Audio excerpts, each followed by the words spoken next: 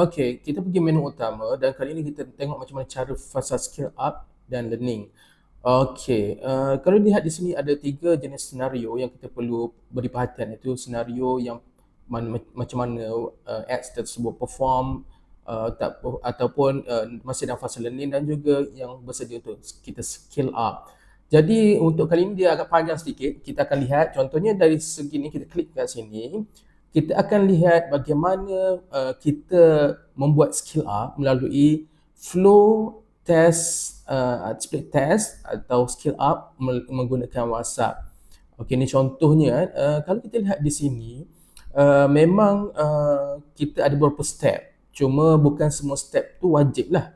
Ada step yang optional dan ada step yang perlu anda buat. Tetapi ini juga bergantung kepada pengalaman dan kemahiran anda. Cuma ini sebagai guideline berdasarkan apa yang saya katakan sebelum ini, mengikut beberapa coach dan juga orang yang biasa melakukan FB Ads, mereka menggunakan teknik ini. Jadi saya sharekanlah himpunan ataupun apa yang terbaik daripada teknik-teknik mereka. Contohnya di sini kita boleh bermula dengan wujudkan kolam audience ataupun satu audience yang memang kita pastikan, seperti mana kita bincang sebelum ini, pastikan kita boleh fokus pada audience itu dalam konteks sebagai lautan biru. Ni cara untuk kita create audience tersebut. Dia ada link kat sini saya sediakan. Jadi ni kita tengok macam mana audience ni ia memerlukan masa lebih kurang dalam 3 hari untuk FB belajar bagaimana untuk memahami audience tersebut.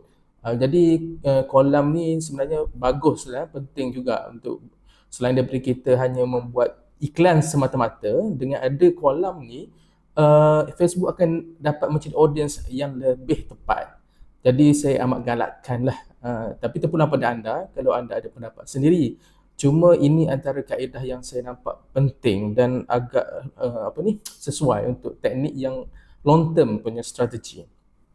Okey, dan kita lihat pada step kedua dan seterusnya. Yang mana kalau kita lihat di step kedua, kita ada buat split test menggunakan formasi 115.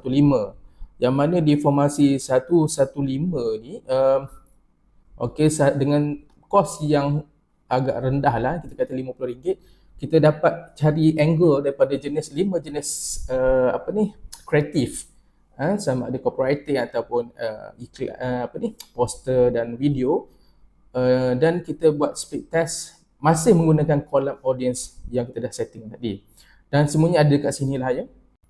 Okey, kalau kita lihat dekat sini, bila mana kita dah dapat angle yang bagus, ada hook yang kata dapat menarik pelanggan ataupun prospect tadi.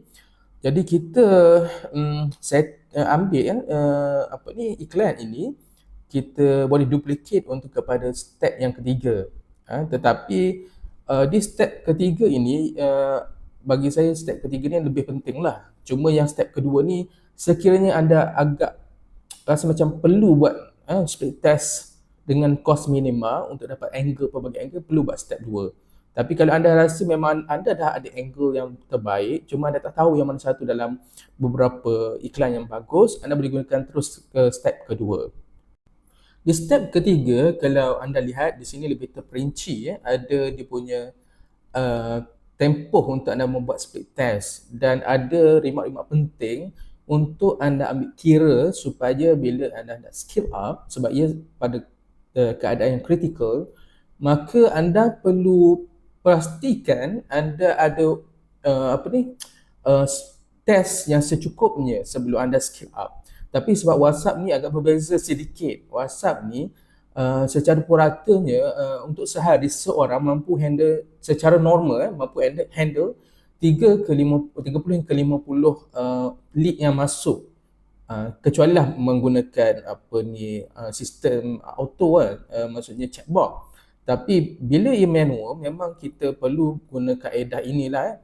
Dan kita lihat di sini ada beberapa fasa, macam 24 jam, 3 hari berikutnya dan 3 hari seterusnya. Yang mana ada bajet-bajet yang boleh digunakan atas, ni cadangan saja, berdasarkan jangkaan lead. Jadi kalau anda rasa anda boleh handle lead yang lebih banyak, boleh tingkatkan lagi ad spend sebut dan dapatkan lead sebanyak mungkin. Tapi ini hanyalah sebagai cadangan lah. Kalau ada strategi macam mana boleh split nombor tu kepada ramai lagi penerima untuk balas WhatsApp pun okey menggunakan rotator dan sebagainya.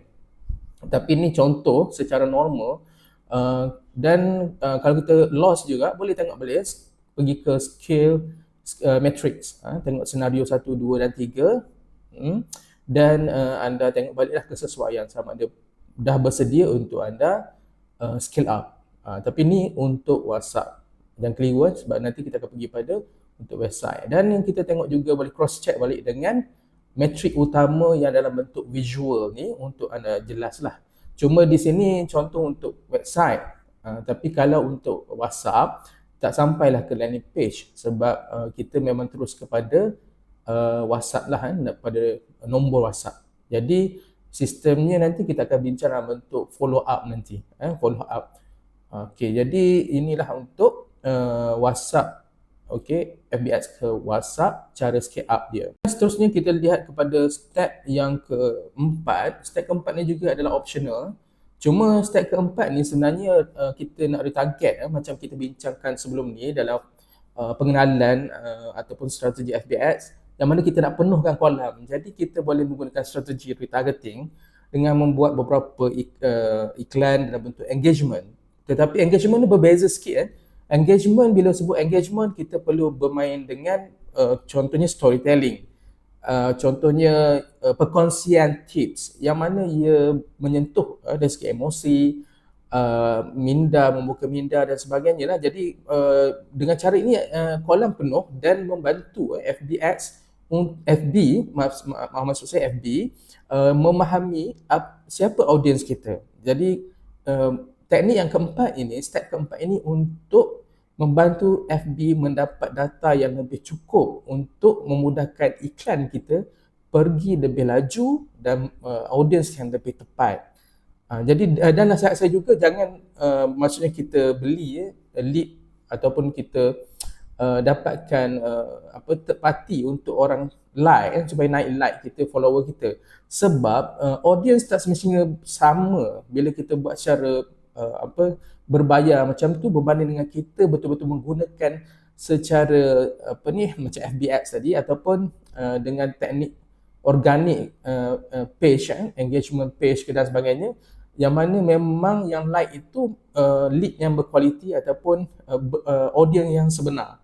Jadi ia sangat membantu bila mana FB nak membantu kita push iklan kita kolam ini, audience yang dah kita penuhi dengan dengan likes, engagement dan sebagainya.